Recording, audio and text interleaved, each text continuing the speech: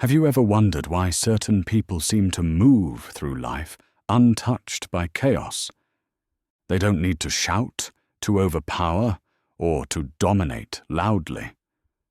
Their power is quiet.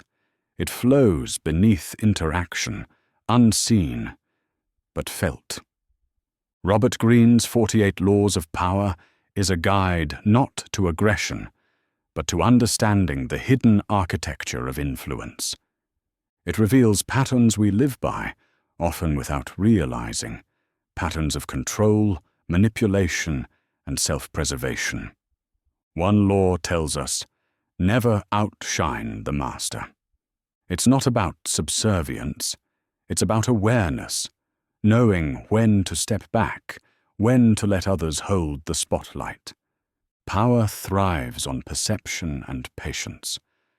Those who demand the stage too soon are often pushed aside because they break the unspoken rhythm. Another law warns, never put too much trust in friends. Learn how to use enemies. Enemies force clarity. They reveal your boundaries and ignite fierce growth.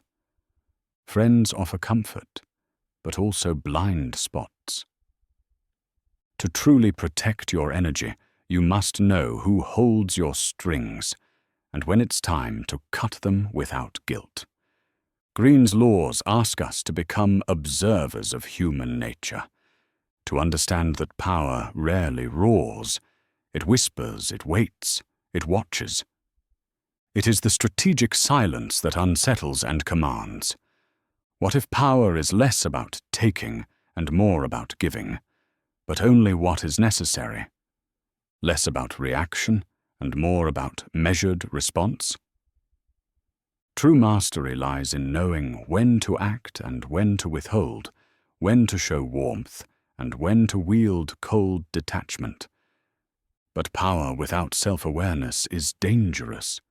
It's not the rules themselves that shape us. It's how we choose to walk the path.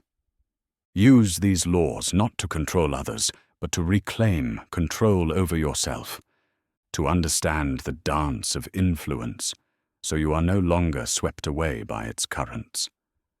Remember, the greatest power is possible only when you are sovereign over your own mind, your own energy, your own presence.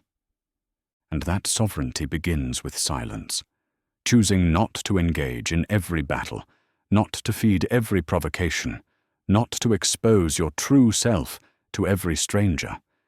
So I ask you now, how will you move forward? Will you chase power like a shadow, loud and desperate? Or will you step into the quiet space where real influence grows? Because power is not about being seen, it's about being felt. And those who understand this law write their own protocols,